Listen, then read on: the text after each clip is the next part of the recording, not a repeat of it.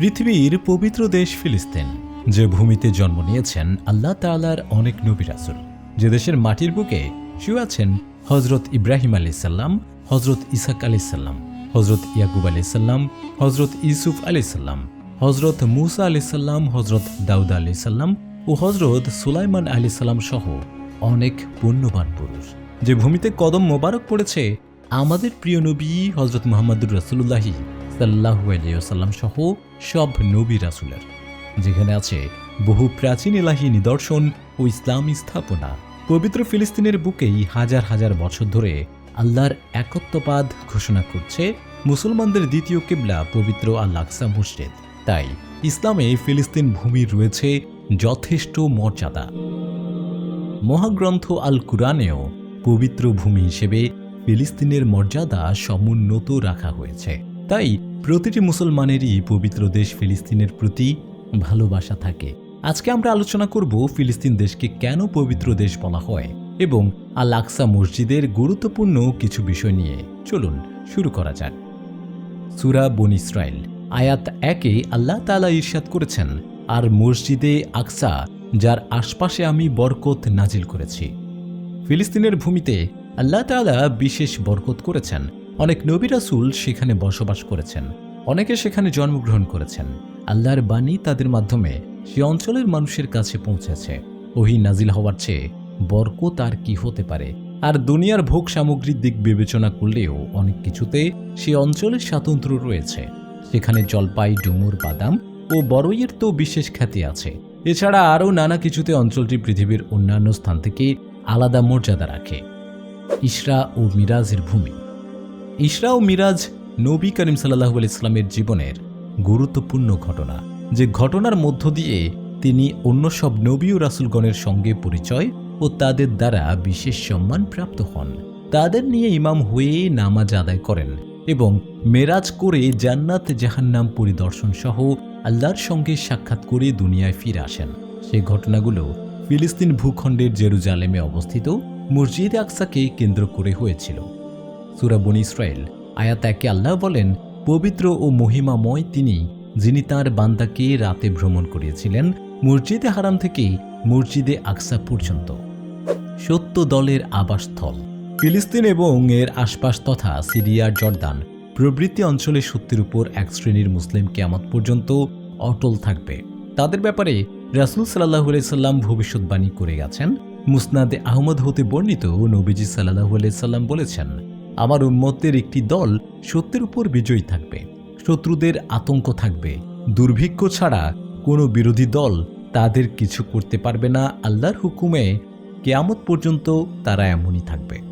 সাহাবায়ে কেরাম তখন জিজ্ঞাসা করেন, হে আল্লাহর রাসূল, তারা কোথায় থাকবে?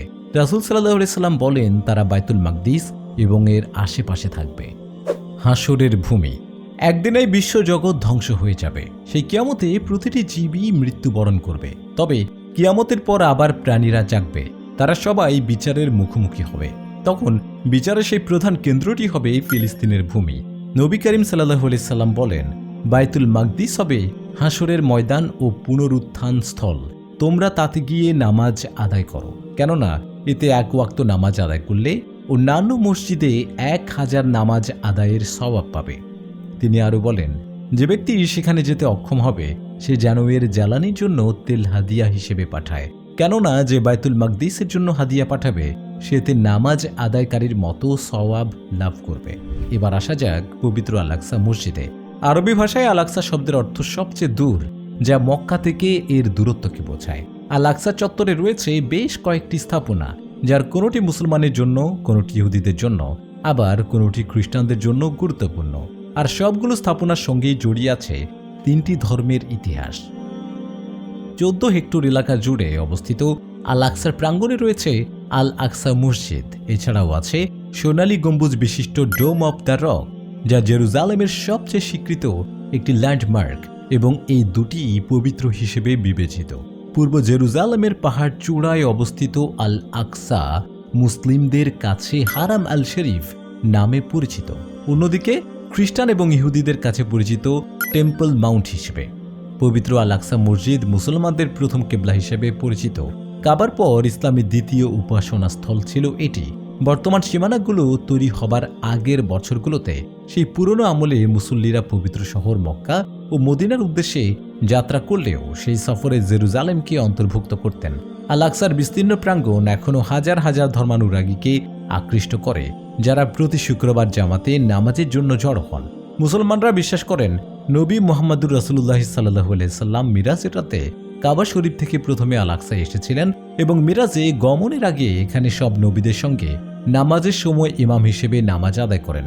ইহুদিরা বিশ্বাস করে এখানেই ছিল ইহুদিদের প্রথম ও দ্বিতীয় পবিত্র উপাসনালয়। তারা মনে করেন 3000 বছর আগে রাজা সুলেমান এখানে প্রথম উপাসনালয় নির্মাণ করেছিল, যেটি ধ্বংস করেছিল ব্যাবিলনীয়রা।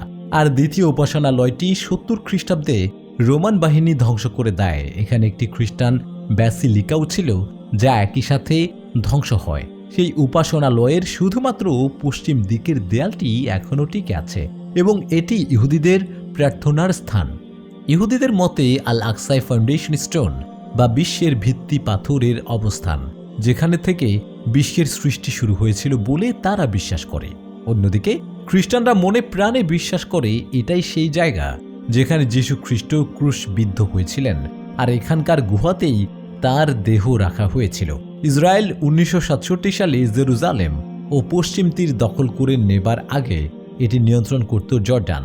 এখন পূর্ব জেরুজালেম ইসরায়েল অধিকৃত হলেও আল আকসা বা টেম্পল মাউন্ট এলাকাটি নিয়ন্ত্রণ বা পরিচালনা করে জর্দান ফিলিস্তিনের একটি ওয়াকফ প্রতিষ্ঠান। আল আকসা প্রাচীনতম মসজিদগুলোর একটি। মিরাজের রাতে এই মসজিদেই নামাজ আদায় করেছিলেন নবী মুহাম্মদুর রাসূলুল্লাহ সাল্লাল্লাহু আলাইহি ওয়াসাল্লাম।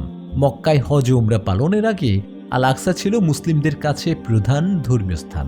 ইহুদিরা বিশ্বাস করে টেম্পল মাউন্টেই তাদের পয়গম্বর আব্রাহাম তার পুত্র ইসরায়েলকে উৎসর্গ করার জন্য নিয়ে এসেছিলেন। তারা বিশ্বাস করে এখানে ছিল ইহুদিদের প্রথম ও দ্বিতীয় পবিত্র উপাসনালয়। ইহুদিদের মতে আল আকসায় ফাউন্ডেশন স্টোন বা বিশ্বের ভিত্তি পাথরের অবস্থান, যেখান থেকে বিশ্বের সৃষ্টি শুরু হয়েছিল বলে তারা বিশ্বাস করে। ইহুদিদের দাবি পবিত্র এই ভূমির নিচেই রয়েছে তাদের দুটি প্রাচীন মন্দির। অন্যদিকে খ্রিস্টানরা মনে প্রাণে বিশ্বাস করে এটাই সেই জায়গা যেখানে যীশু খ্রিস্ট ক্রুশবিদ্ধ হয়েছিলেন, আর এখানকার গুহাতেই তার দেহ রাখা হয়েছিল। তাই ধর্মীয় দৃষ্টিকোণ থেকে বিশ্বের সবচেয়ে গুরুত্বপূর্ণ ও স্পর্শকাতর শহর পবিত্র ভূমি ফিলিস্তিনের আল আকসা মসজিদ। হাদিস ও কুরআনের আলোকে দেখা যাচ্ছে ফিলিস্তিন দেশ আল্লাহ ও তার রাসূলের নিকট খুবই পছন্দের দেশ এবং পবিত্র কুরআনে এই দেশকে পবিত্র দেশ হিসেবে উল্লেখ করা হয়েছে। তাই প্রতিটি মুমিন মুসলিমের কর্তব্য ফিলিস্তিন ও এর অধিবাসীদের প্রতি ভালোবাসা রাখা, বাইতুল মাকদিসের পবিত্রতা রক্ষার চেষ্টা করা, সম্ভব না হলে যে কোনো উপায়ে তাদের সাহায্য করা, তাও সম্ভব না হলে অন্তরে ইহুদিদের প্রতি ঘৃণা ও সেখানকার মুসলিমদের প্রতি ভালোবাসা পোষণ করা, এটাই ঈমানের দাবি।